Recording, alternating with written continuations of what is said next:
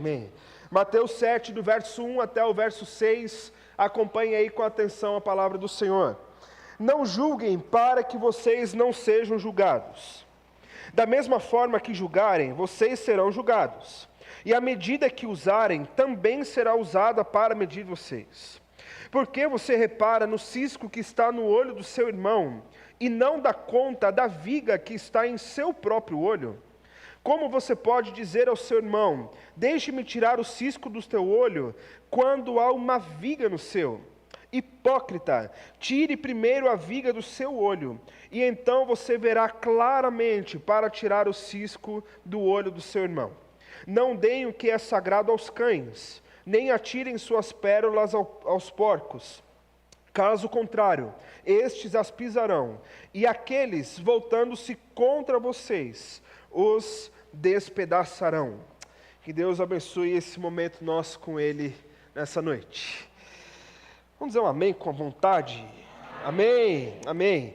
Queridos, se tem um trecho da nossa Bíblia que é conhecido e é amplamente falado, escrito, postado no nosso tempo, é principalmente a primeira frase do texto que nós lemos. Não julguem aos outros.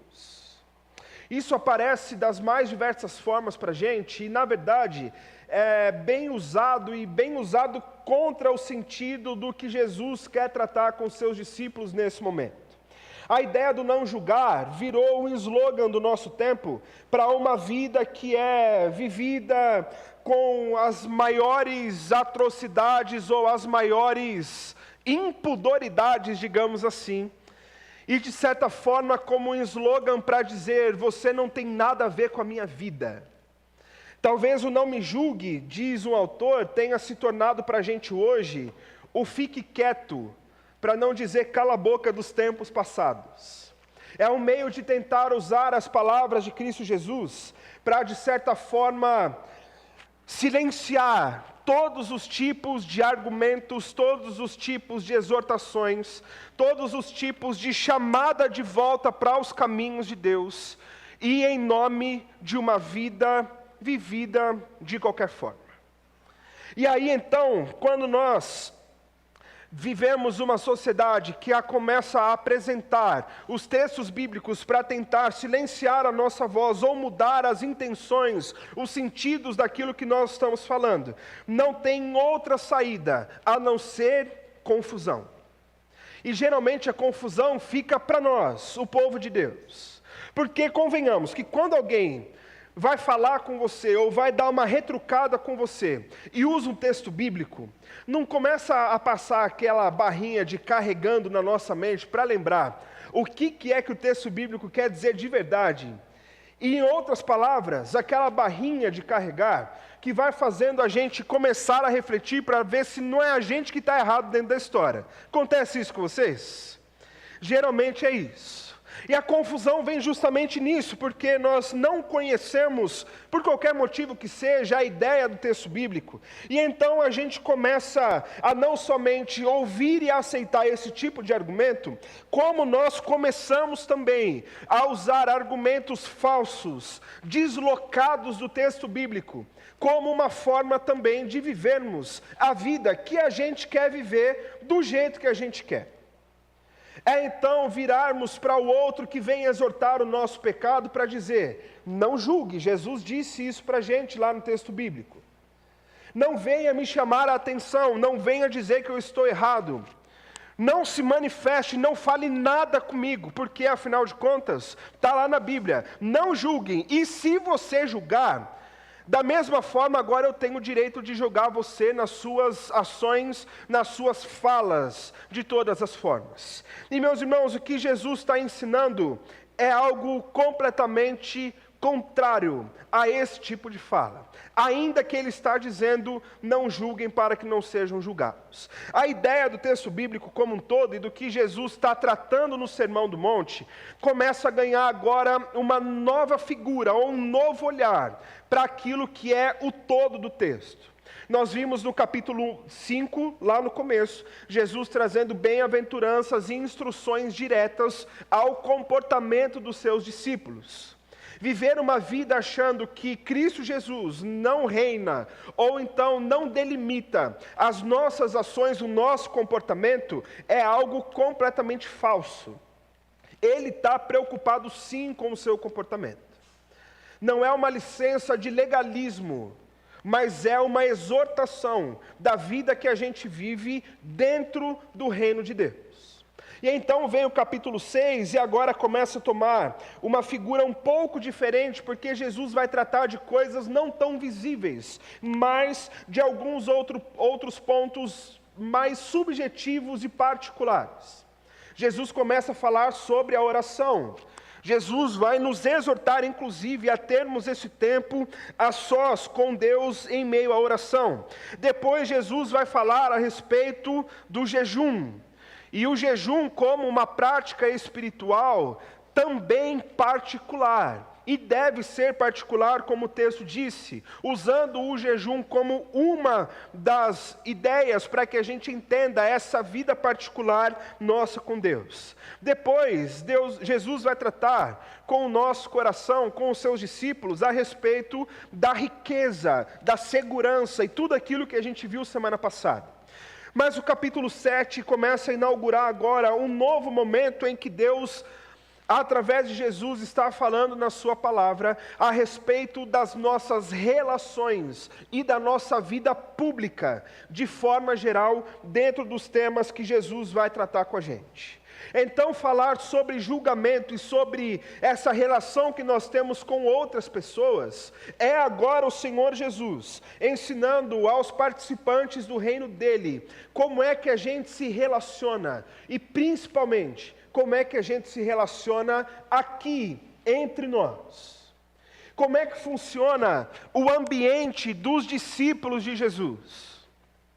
Como é que a gente tem as bases ou quais são as balizas que vão delimitar a forma como nós tratamos uns aos outros, como nós vivemos juntos uns com os outros. E entenda que isso é de extrema importância, tanto para o que Jesus está ensinando, quanto para a nossa vida como igreja, porque não existe em canto nenhum da sua Bíblia, de Gênesis a Apocalipse, a possibilidade de nós vivermos a vida do reino de Deus de forma isolada. Não existe nós tratarmos o ser igreja hoje, tratando ou conjugando as ações da igreja no singular. Uma vez que Jesus está preocupado com o nosso comportamento, com a nossa vida e com o nosso coração, ela se manifesta nessa preocupação maior ainda quando nós tratamos sobre a comunidade. É pela igreja, cada um de nós, juntos, que Jesus está ensinando. É pela forma de nós vivermos essa bela loucura, se eu posso dizer assim, que é ser igreja. Eu costumo relembrar sempre um ditado que eu ouvia muito lá no interior, nas igrejas do interior, que igreja ela tem uma dimensão muito espiritual e muito sobrenatural. Porque você junta dentro da igreja um monte de gente com histórias diferentes, pensamentos diferentes, gostos diferentes, ideais diferentes, compreensões do mundo e em alguns momentos da Bíblia diferentes, e você junta todo mundo dentro de um lugar para que eles vivam em harmonia. Qual é a chance disso dar certo pelos meios naturais? A expressão mais sobrenatural da ação de Deus no nosso coração é a gente vir aqui para dentro, conviver juntos, sorrirmos, abraçarmos, orarmos uns pelos outros, dividirmos a nossa vida uns com os outros. E um outro ditado também que você pode guardar no seu coração, que diz que igreja, se você cercar muito, vira um hospício. E se você cobrir com uma cor diferente, parece que vira um circo.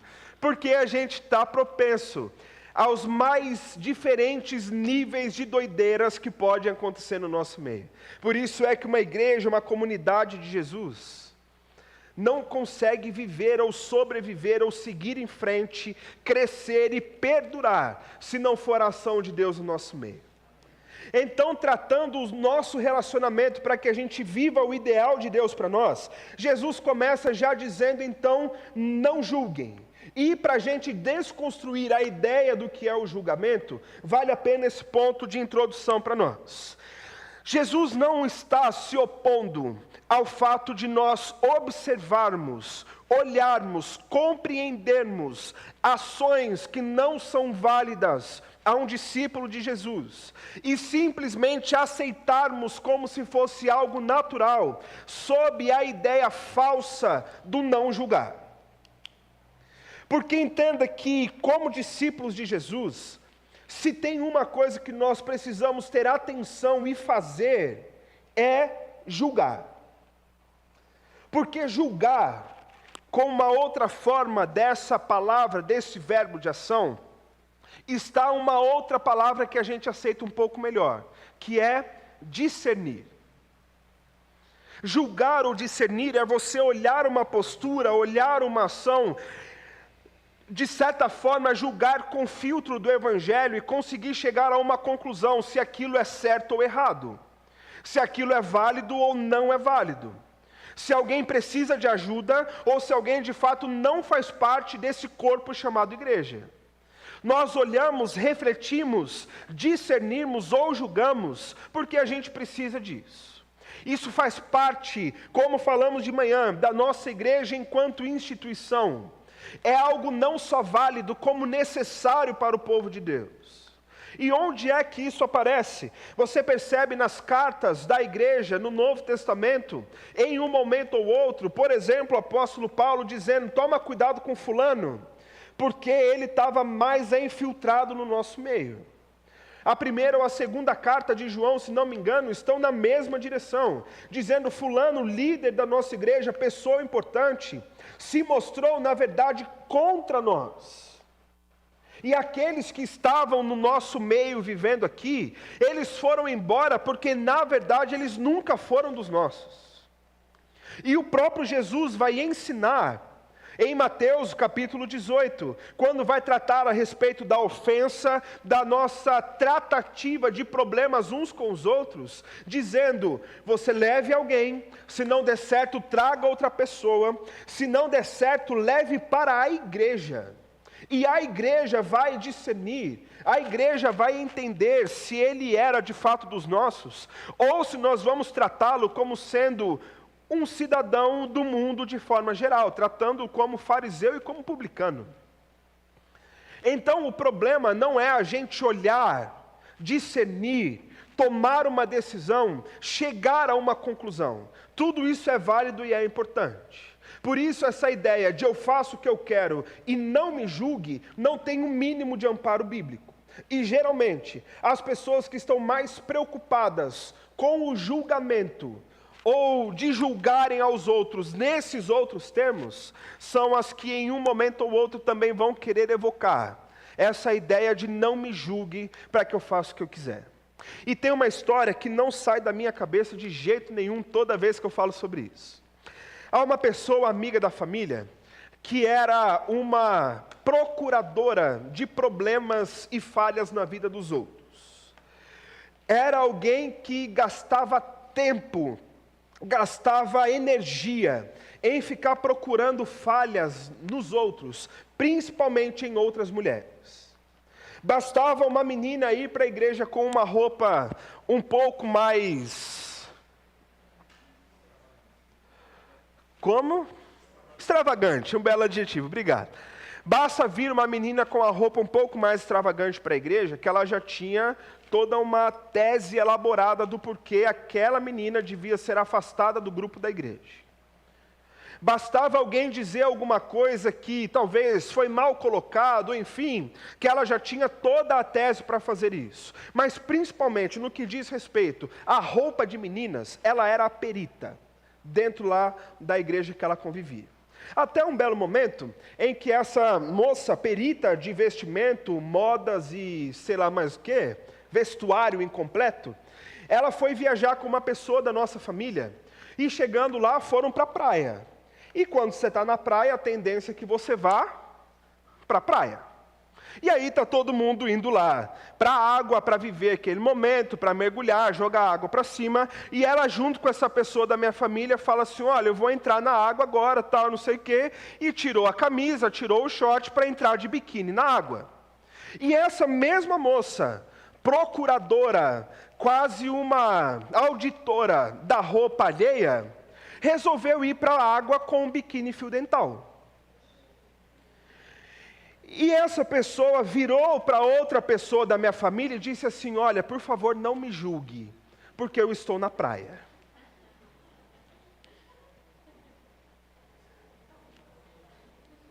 Aí é fácil, né? A gente vira o procurador do problema dos outros. Da minha vida, cuido eu, e ninguém diga nada. Por isso é que o que Jesus está condenando não é a chegada de conclusões a respeito do que nós estamos vendo de forma clara diante de nós. A questão de Jesus é que dentro do ambiente dos discípulos, nós não devemos ser aqueles que estão olhando ao outro, tirando uma conclusão sem conhecer, olhando e sem mais nem menos tomar uma posição a respeito da vida de alguém e viver como se a sua posição fosse a única certa, sendo retirado do mínimo de informação que você tem sobre outra pessoa. O problema de Jesus é combater aquela ideia que a gente costuma dizer, que eu olhei para alguém e dentro desse ditado, o santo não bateu com o outro. Ah, mas o outro fala muito alto. Ah, o outro fala muito rápido. Não, ele fala muito diretamente. Essa pessoa deve ser uma pessoa horrorosa, deve ser uma pessoa grossa, deve ser uma pessoa inconveniente porque ela é direta. E sem conhecer, a gente vira as costas e não somente vive como se isso fosse verdade, como a gente cai naquele pecado maldito de falar da fofoca, né? Maledicência. Fofoca, o fuxico gospel, portal, né? O fuxico gospel da igreja, para a gente dizer: olha, toma cuidado com fulano, porque ele tem uma tatuagem ali que, ó, é uma coisa estranha essa tatuagem dele. Toma cuidado, porque você viu como ele é cheio de piadinha, então ele deve ser uma pessoa ruim. Obrigado, desculpa aí. Tá me corroendo já com esse negócio coçando, desculpa. É esse tipo de coisa que Jesus está preocupado em combater. O ambiente, tomando emprestado um termo que John Stott coloca no seu livro, nós não estamos criando e procurando viver em um ambiente julgamentalista. Nesse sentido, olhar, tirar uma conclusão precipitada e viver como se isso fosse verdade. Para esse tipo de julgamento é que Jesus está dizendo: não julguem para que vocês não sejam julgados. Mantenham a harmonia no meio de vocês. Não tirem conclusões precipitadas dentro do povo que é meu, os meus discípulos. Não vivam nesse sentido em julgamento. Por isso, olhando para esse texto, eu quero olhar com você de forma muito simples para entender que dentro desse problema do julgamento como um todo, o ambiente dos discípulos de Jesus precisa ser um ambiente de atenção com o nosso próprio coração, de sobriedade nas nossas relações e discernimento com as nossas palavras. Se você que anota, enfim, 3 palavras básicas: atenção, sobriedade e discernimento. Bora junto? Em primeiro lugar, então, o ambiente dos discípulos é de atenção. Vamos lá? Do começo lá. O ambiente... Volta os seus olhos comigo no verso 1 e 2, por favor. Não julguem para que vocês não sejam julgados, pois da mesma forma que julgarem, vocês serão julgados. E a medida que usarem também será usada para medir vocês.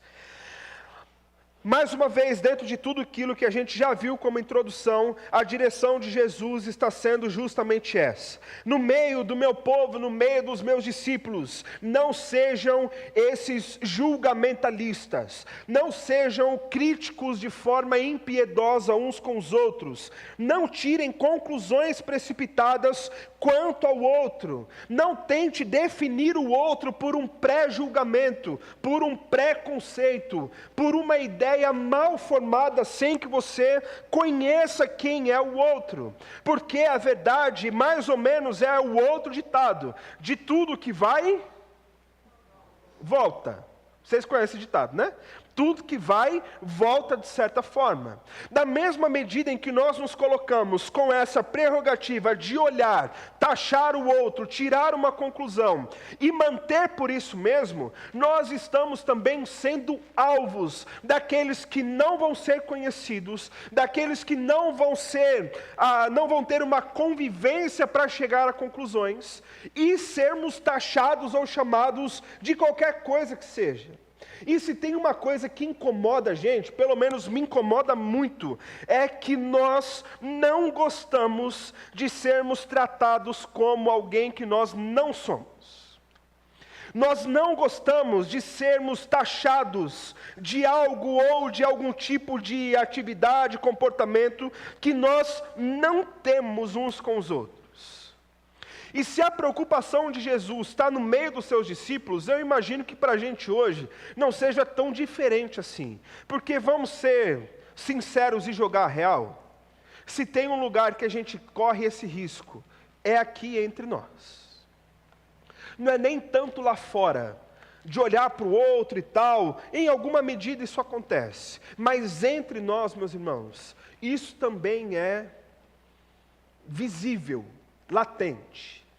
Eu me lembro que quando eu cheguei aqui, eu acho que foi o primeiro ou o segundo culto que a gente teve juntos, depois da assembleia que me recebeu lá 2 anos atrás como pastor auxiliar. Teve um irmão que chegou em mim para conversar, e chegou a ser engraçado, porque foi tão natural, tão sincero do coração dele, sabe? Que ele disse assim para mim: olha, pastor, eu olhava para você e falava, tem cara de quem não presta. Mas agora você é gente boa. Eu estou vendo que você é muito legal. E esse irmão convive até hoje comigo com muita tranquilidade. E sempre que eu lembro disso, eu caio na risada também. Que pensar, mas meu Deus do céu, por que é que você só bateu o olho e achou que eu não presto? É você olhar para o Gabriel que está chegando aqui com a gente, achei ele e dizer assim: o Gabriel toma bomba. Para ser forte desse jeito, ele toma bomba, certeza. A gente olha uns para os outros para chegar em conclusões aleatórias, olhar para o Luiz e pensar, para ter esse cabelo grande aí, ele está tomando alguma coisa. Para esse cabelo durar na cabeça dele. A gente olha para o Danilo e pensa, é só questão de tempo, né? Junto comigo. Mas nesse caso aí, tá certo. Vou começar essa semana uma campanha para o Danilo também aceitar a calvície e raspar. Alguém apoia? Sim. Muito bom. É esse tipo de coisa que nós corremos o risco. E o maior problema desse tipo de comportamento e de ação, sem termos atenção com os nossos entendimentos, com as nossas pressuposições, é que olhar para a igreja como sendo o corpo da unidade, e a gente começa a ter essas conclusões, falas e ideias, é olhar para isso que é a unidade e ir percebendo uma série de rachaduras que vão começar a nos afastar uns dos outros. Porque da mesma forma que você não quer estar perto de quem não presta, comprovadamente, você também não quer estar perto de quem você acha por algum sonho ou delírio da sua mente que não presta também. A gente se fecha para começar os relacionamentos, a gente começa a manter distância uns dos outros, a gente começa a evitar muita conversa, evitar sentar juntos, evitar vir tomar o café da manhã juntos, no café da comunhão, porque afinal de contas eu estou achando que essa pessoa não sei o que, não sei o que, não sei o que. E meus irmãos, se tem uma coisa que nós não precisamos no nosso meio é manter, alimentar riscos de divisão para um corpo que precisa ser unido de acordo com a vontade do seu dono. Nós precisamos tratar o nosso coração, ter atenção para que esse tipo de coisa não seja aquilo que nos afasta da convivência uns com os outros. Nesse sentido, a direção clara de Jesus para a gente é: não julguem, para que vocês também não sejam julgados. Meu irmão, tenha a atenção redobrada em todo o tempo. Tenha sempre na sua mente o alerta de que você é um pecador em potencial, prontinho para cair no pecado do pré-julgamento e do preconceito uns com os outros. Porque uma outra coisa que também é verdade, nós estamos falando nesse ponto aqui a respeito desse olhar e desse afastamento. E na verdade, dentro do meio do povo de Deus, a gente nem precisaria tocar em pontos de preconceito, por exemplo, racial. Concordam comigo? O dia que em uma igreja houver possibilidade de preconceito racial da forma que seja, meus irmãos, nós podemos fechar a porta e sair para viver nossa vida. Acreditar mesmo que exista qualquer tipo de diferenciação, qualquer tipo de valorização da parte de Deus, porque é branco, porque é negro, porque é indígena, porque é sei lá o quê. Meus irmãos, esse é o primeiro sinal que nós podemos estar reunidos em nome de qualquer coisa, menos do Jesus que morreu para salvar pessoas de toda tribo, língua, povo, raça e nação. Se você tem problemas desse tipo, meu irmão, a indicação para você, e de verdade, sem zoeira não, é tratamento. Primeiro do Espírito Santo de Deus e depois psicológico. Que isso não seja um problema nosso, em nome de Jesus. Em nome de Jesus. Se por um lado nós precisamos então de atenção para não cairmos nesse tipo de julgamento, a outra palavra que nos chama a atenção é então sobriedade. O ambiente dos discípulos é de sobriedade. É uma palavra bonitinha, diferente, né? Para enriquecer o vocabulário, que eu gosto muito. Porque sobriedade, ela está para além de simplesmente denotar alguém que não está sob efeito de alguma coisa ou sem o domínio da sua mente, do seu corpo. Sobriedade, por definição, é a ideia de alguém que está moderado e equilibrado. Moderação e equilíbrio. E essa é uma das coisas que nós precisamos também alimentar no nosso coração. Olha o verso 3 ao verso 5 comigo, por favor. Jesus continuando diz: por que você repara no cisco que está no olho do seu irmão e não se dá conta da viga que está em seu próprio olho? Como você pode dizer ao seu irmão: deixe-me tirar o cisco do seu olho, quando há uma viga no seu? Hipócrita, tire primeiro a viga do seu olho, e então você verá claramente para tirar o cisco do olho do seu irmão. A ideia da sobriedade é justamente aplicar o princípio do que Jesus está trazendo para os seus discípulos. A ideia básica é: eu não tenho como olhar, tentar tratar ou então discernir sobre o pecado do outro, enquanto eu também tenho os meus problemas. E uma das nossas tentações é olhar para o pecado do outro e tratar isso como o maior alarde do mundo, como o maior dos pecados, como o principal dos problemas que esteja estabelecido de alguma forma. Nós temos a tendência de olhar para o outro e já trazer algum tipo de condenação. Em outras palavras, também tomando emprestada uma expressão de John Stott, é nós olharmos para o outro e automaticamente brincarmos de sermos Deus. Brincarmos de sermos Deus. Porque no fim das contas o pecado do outro sempre precisa ser mais alarmante do que o nosso. O pecado do outro precisa ser mais escandaloso do que o nosso pecado. Porque afinal de contas, com o nosso pecado, a gente foge de tratar. Mas apontar o dedo é muito fácil. E de certa forma, é inclusive prazeroso. Porque dentro da nossa natureza pecaminosa como um todo, uma das várias falhas que vem sobre nós, é a falha de nós gostarmos de sermos a voz da razão. É a falha de nós queremos ter a última palavra, inclusive para a condenação dos nossos próprios irmãos. O pecado do outro a gente joga luz sobre eles. O nosso pecado, a gente cava o mais fundo que a gente conseguir e tampa lá no meio, para que a gente não seja pego de alguma forma. E inclusive, meus irmãos, uma das coisas que mais acontece também no nosso meio, é nós olharmos para o pecado do outro, condenarmos e fazermos um alarde no pecado do outro, ainda que o pecado do outro seja o mesmo pecado que a gente tem. Ainda que a falha do outro, seja de caráter ou de comportamento, seja a mesma que eu tenho também.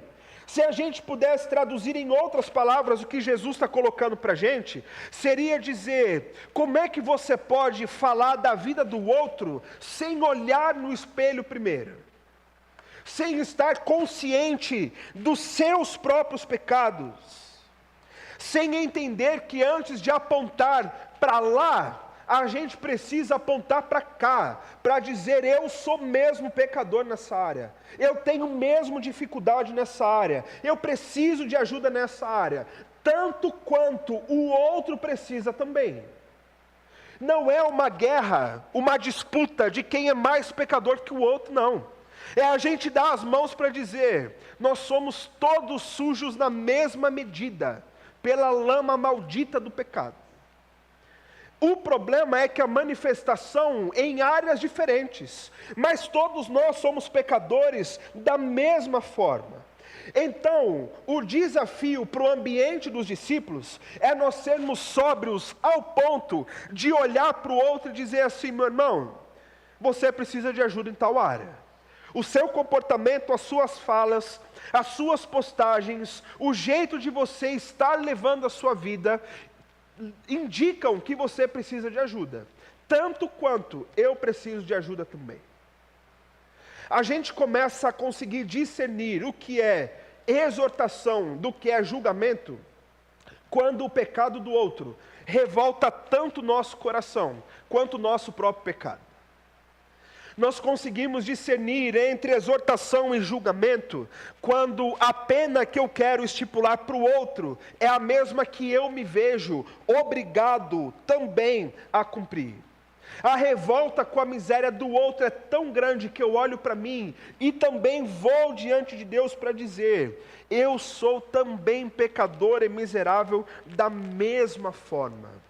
A sobriedade é justamente a gente conseguir desenvolver a capacidade de olhar para o outro, saber que ele é pecador, olhar para mim e saber eu também sou pecador, e chegar à conclusão que nós dois precisamos da ajuda, da ação, da capacitação, da graça e da misericórdia do Deus que nos salvou. Deus teve essa louca ideia de salvar pecadores, irmãos. Deus teve essa louca ideia de olhar para esse bando de pecador reunido e dizer, a minha graça escandalosa, exuberante, inexplicável, vai cair sobre aqueles que são injustos. E quando essa consciência toma o nosso coração, a gente lembra que injustos, somos todos nós. É simples assim. Não é deixar de apontar a falha por exortação de amor na vida do outro. É deixar de querer fazer um escândalo, porque o outro é pecador e eu sou mais bonitinho. Porque o outro está com a sua roupa suja de pecado. Eu só estou com o pé sujo de pecado. Uma vez uma senhora também, de forma muito natural, chegou e disse assim: pastor, o senhor falou, e foi um domingo de uma pregação específica para dizer: pastor, o senhor falou de trocar as vestes sujas pelas vestes limpas, e eu digo para o senhor, minha veste está limpa, o que está sujo é meu sapato, porque eu piso num chão que tem pecado, fora isso, está tudo certo. E a vontade foi de pegar na mão e falar: Senhor, leva em nome de Jesus essa santa irmã que está aqui com a gente, porque ela já atingiu o grau desejado, ela merece para a glória a Deus, leva ela, pelo amor do Senhor mesmo, né?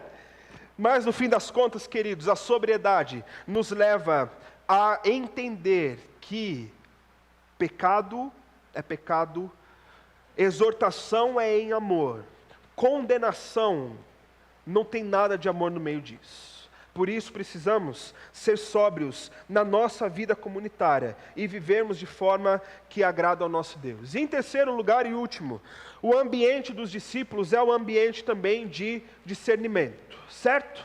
O ambiente dos discípulos é de... Verso 6. Não deem o que é sagrado aos cães, nem atirem suas pérolas aos porcos. Caso contrário, estes as pisarão, e aqueles, voltando-se contra vocês, os despedaçarão. Esse verso 6, irmãos, dentro do ponto de vista de interpretação mesmo, e a colocação dele no texto, é um dos mais complicados que a gente encontra. Mas quando nós vamos ajustando e harmonizando com o todo do texto, a gente vai entender que Jesus está tratando, primeiro, os seus discípulos não julguem para que não sejam julgados. Depois, no meio de vocês, cuidado com as relações, sejam sóbrios. E é como se Jesus estivesse dando agora uma olhada para aqueles que não fazem parte do seu reino e não são seus discípulos, ensinando a gente que não adianta exortar quem não quer mudar. Você já tentou dar um conselho para alguém que não tem o mínimo de interesse em mudar de postura? Você já fez isso? Vamos confessar nosso pecado? Você já ficou com raiva depois que você fez isso? Ficamos. Porque se tem uma coisa que revolta, é a gente querer ajudar quem não quer ser ajudado. E aí a gente precisa recorrer ao nosso lema, né? Me ajuda a te ajudar. Tenha interesse na mudança. O resultado de tentar ajudar quem não quer ser ajudado é chegarmos no mais absoluto nada de mudança na vida de ninguém. E os especialistas do texto vão entender que Jesus está ecoando um provérbio que era muito comum no tempo da Palestina, naquele momento que Jesus vivia, que é esse texto, Provérbios capítulo 9, verso 8. Podemos ler juntos? Não...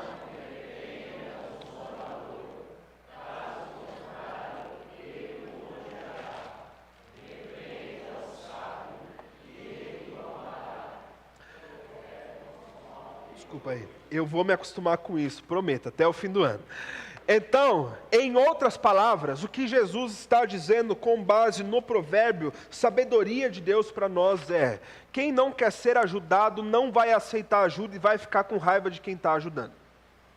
Por outro lado, quem tem consciência de que precisa mudar e recebe uma palavra de amor, de carinho em forma de exortação, esse sim não só vai mudar a vida, como vai amar aquele a quem está o ajudando de certa forma. E como é que esse princípio é aplicado para a gente, a partir do nosso meio hoje? É entender, meus irmãos, o seguinte: quem não faz parte do corpo de discípulos do Senhor Jesus não está preocupado com o que o Senhor Jesus pensa da vida em nenhuma esfera. Quem não liga para as coisas de Deus não está interessado em olhar para a vida sobre as lentes de Deus, para tudo o que a gente vive. E então, quando você vai tentar chegar para alguém que não é temente a Deus e usar a palavra de Deus para exortar em amor, você vai chegar em lugar nenhum, meu irmão. Você vai pegar o que é sagrado e o que é riqueza para você, e você vai jogar na lama, como o texto diz. E a provocação de Jesus, meus irmãos, ela é direta. E quando você mergulha no texto, ela é ainda mais forte. Porque o público de Jesus, os seus discípulos no começo, e aqueles a quem foram, digamos assim, o primeiro campo missionário dos discípulos, foram pessoas judias, eram judeus. E se tinha dois bichos que judeu odiava, era cão e porco. Porque cão, naquela época, não era o cachorrinho que você tem na sua casa hoje. Acredite, não existia pai de pet, não existia mãe de pet, nem irmão de pet naquele tempo. Os cachorros não eram domesticáveis. Os cachorros eram selvagens, eram os comedores de carniça, eram os animais sujos, eram impuros. Então, como é que você vai pegar algo que é sagrado no coração do judeu, com importância ainda maior, e jogar para um bicho selvagem? Isso é inadmissível na cabeça deles. E por outro lado, o porco é a mesma coisa. Teoria minha, eles não gostavam de porco porque não podia comer uma feijoadinha top do nosso tempo hoje, né? Mas fora isso, como era um animal que não era usado para consumo, e é um animal sujo de fato, um animal que gosta de estar ali no meio da sujeira, proibidas qualquer comparações hoje a respeito do meu time de futebol, principalmente dos jovens. Hoje, não, acabou. No fim das contas, como é que eu vou pegar algo precioso para mim e vou jogar no ambiente de um bicho sujo? E ainda mais, os porcos com natureza mais selvagens, eles são animais que atacam aos outros. Então é como se você pegasse uma pérola preciosa, jogasse para o porco, ele não vai ver sentido nenhum naquilo, ele vai desprezar e perder no meio da sujeira, e ainda vai voltar para atacar você depois no fim da conta toda. É entender, meus irmãos, que tem gente que não vai aceitar a correção bíblica, porque ainda não foi alcançado pelo Evangelho. É simples assim. E enquanto você insistir nisso, você vai mais trazer problemas para você, do que você vai trazer bênçãos para a vida do outro. Entenda que quem não é de Jesus não precisa de exortação bíblica. Quem não é de Jesus precisa de Jesus. Precisa da graça de Deus. Precisa ser alcançado por essa graça maravilhosa. Não precisa ouvir exortação bíblica. Eu sei que é estranho um pastor te dizer para não usar de exortação bíblica. A exortação bíblica é para o povo de Deus. Para quem não é povo de Deus, o que se precisa é de Jesus, e simples assim. Amém? Amém. Escandalizados comigo? De verdade? Deu para entender? Beleza. E eu quero, meus irmãos, aproveitar para tratar isso no nosso coração a partir de uma polêmica que veio sobre o povo evangélico durante essa semana. E entenda bem o que eu quero dizer, por favor, preste atenção nas minhas palavras. Você acha mesmo que a turma do carnaval está preocupada com o que Deus acha sobre família? Você acha mesmo? Primeiro, você acha que alguma coisa boa pode vir do carnaval? Uma festa planejada e orquestrada para celebrar todos os itens que são contrários à nossa fé. Você acha que eles estão ligando para o que Deus está pensando sobre família? Você acha que eles estão preocupados com algum tipo de afronta às famílias cristãs, colocando todo mundo dentro de uma lata? Você acha? E entenda as minhas palavras. Você acha mesmo que você postar uma foto com a sua família dentro de uma lata vai causar reflexão na vida de quem não quer saber do que Deus pensa sobre família? E olha só, eu vi que muitos dos irmãos fizeram essa foto lá. Não há problema com isso, inclusive eu fui lá e curti. Se você fez, deixa lá, é a sua forma de protesto quanto a isso. O meu ponto é, não permita que o jeito de você responder a uma afronta às famílias do Evangelho seja somente uma foto com a sua família dentro de uma lata. Porque no fim das contas, esse texto vira tão palpável na realidade da nossa vida, que você sabe qual é a postura daqueles que fizeram essa festa, dizendo que nós tomamos tudo dentro de uma lata de conserva? Foi olhar para a sua foto e dizer assim, olha que ridículo ele respondendo ao que eu estou colocando. Olha que ridículo ele se colocando mesmo dentro de uma lata. Olha que besteira que ele está fazendo aqui. E mais uma vez, em forma de protesto, meu irmão, é válido, você faz o que você entender, não ferindo os princípios bíblicos, e isso não fere os princípios bíblicos. No fim das contas, a gente tem orgulho mesmo de ser conservador nesses sentidos bíblicos, não é? Nós temos orgulho mesmo, e é isso mesmo. E no fim das contas, todos aqueles que menosprezam a família, depois de algum tempo, adivinham o que eles mais vão ansiar? Por uma família. E eu quero trazer um exemplo da minha família para você. Um dos meus tios passou parte da sua vida se declarando ateu. E pense num homem que estudava a Bíblia. Era ele. E ele tinha todos os argumentos do mundo para se dizer um ateu. E inclusive ele embarcava nessa ideia louca, ideológica, de dizer que família é um meio de opressão, família é um meio de perturbação das pessoas, família é restrição do crescimento do indivíduo. Ele vivia dizendo tudo isso. Passa o tempo passa e tal. Daqui a pouco meu tio se converte. De novo, né? Volta para Jesus. E isso foi depois que ele teve um filho e uma filha. Infelizmente, ele não continuou casado com as mães dos seus filhos.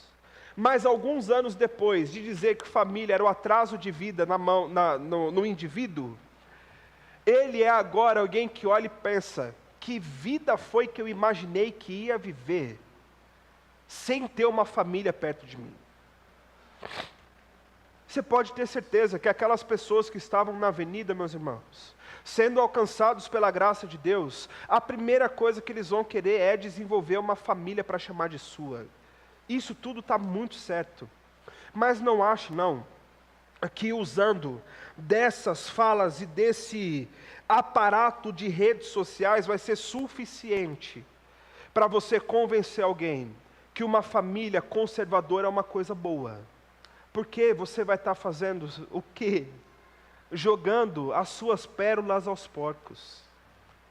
Você vai estar fechando meios de comunicação. Você vai estar pegando a sua família sagrada e jogando para os cães que vão olhar e vão, no fim das contas, nada mais, nada menos do que rir da sua cara. Tenha discernimento de como você vai tratar aqueles que não são parte do corpo de Cristo. Se você postou essa foto, irmão, não fique ofendido comigo em nome de Jesus, amém? Você disse amém, Deus viu, você ficar com raiva, o problema é seu depois, tá? Não fique de jeito nenhum.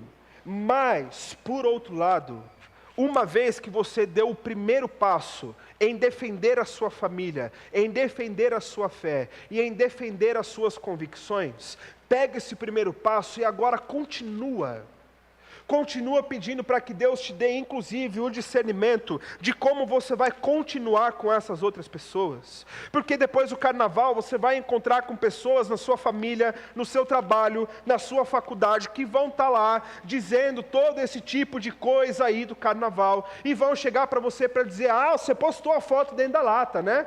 Meu irmão, aproveita, já que foi a questão, e pega carona e começa uma relação de amizade, de amor e de cumplicidade para esfregar Jesus na cara desse povo. Não permita ser só uma manifestação de rede social. Aproveite para que você possa apresentar a Jesus. E uma vez que essas pessoas conhecerem e forem alcançadas por Cristo Jesus, aí sim você tem condição de chegar para dizer: me permita apresentar para você o que é que a Bíblia fala sobre família. Me permita apresentar para você qual é o ideal de Deus para uma família. Aproveita, usa do bom humor. Fala, deixa eu abrir a lata para você entrar com a família dentro. Coisa desse tipo. Tenha discernimento da forma com que você vai dizer. Aproveite as suas relações para que você seja assertivo lendo os tempos, lendo todas as situações, para que você possa ser um bom representante do reino de Deus na vida de outras pessoas, sem essa coisinha de julgar por aparência, por impressão, sem esse negócio de querer fazer um escândalo sobre o outro, sem olhar para você mesmo. Julgue de acordo com os parâmetros bíblicos e seja um agente de unidade, de amor, de carinho, de acolhimento dentro do ambiente dos discípulos de Jesus. Amém? Nossa missão é muito maior e muito mais difícil do que parece.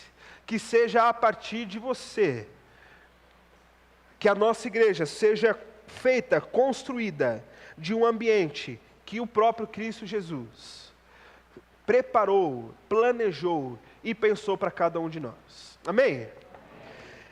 Vamos orar? Se você puder, fique de pé, por favor.